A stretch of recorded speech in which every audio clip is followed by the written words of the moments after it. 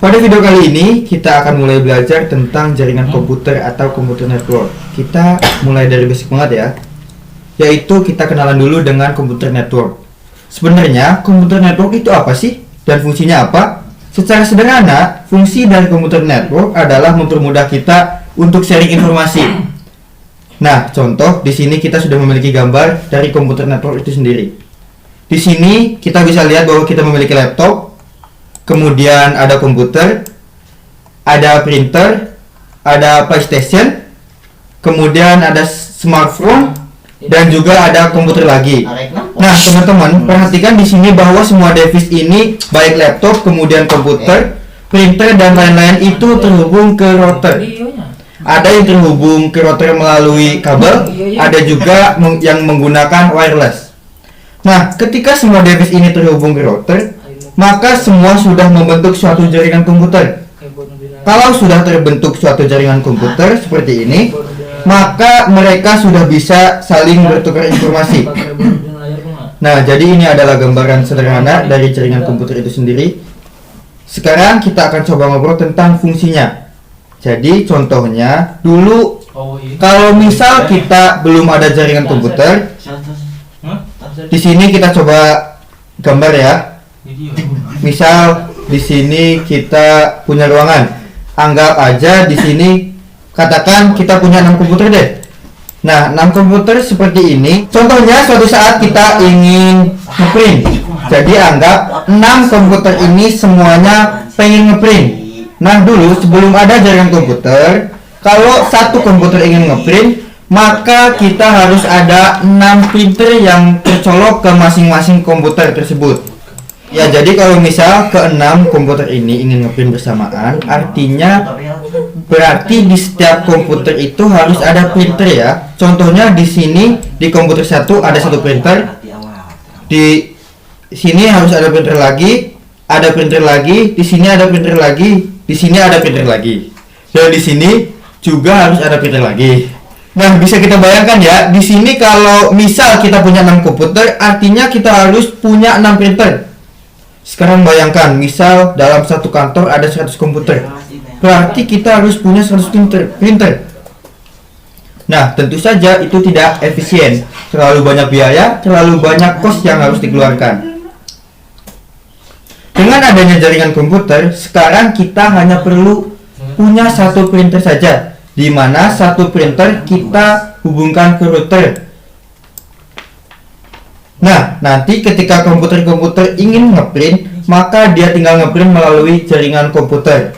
Jadi, mau ada ratusan komputer pun itu bisa menggunakan 1 printer saja. Nah, itu adalah kelebihan dan keuntungan dari jaringan komputer. Tentu saja sangat mudah ya, teman-teman. Nah, selain itu, contoh lain adalah untuk sharing data.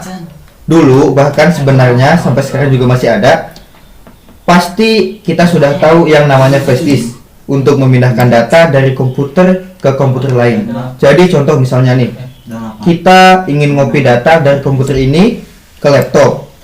Nah, sebelum ada jaringan komputer, kita bisa saja menggunakan flash disk. Jadi flash disk ini kita colok ke komputer, kemudian data dari komputer kita pindahkan ke flash disk. Setelah selesai, flash disk ini akan kita bawa ke laptop.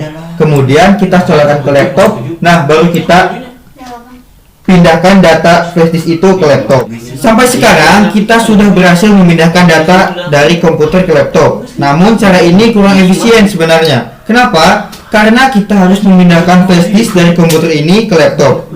Nah, sekarang bayangkan misal komputer ini ada di lantai 1, sedangkan komputernya ada di lantai 10.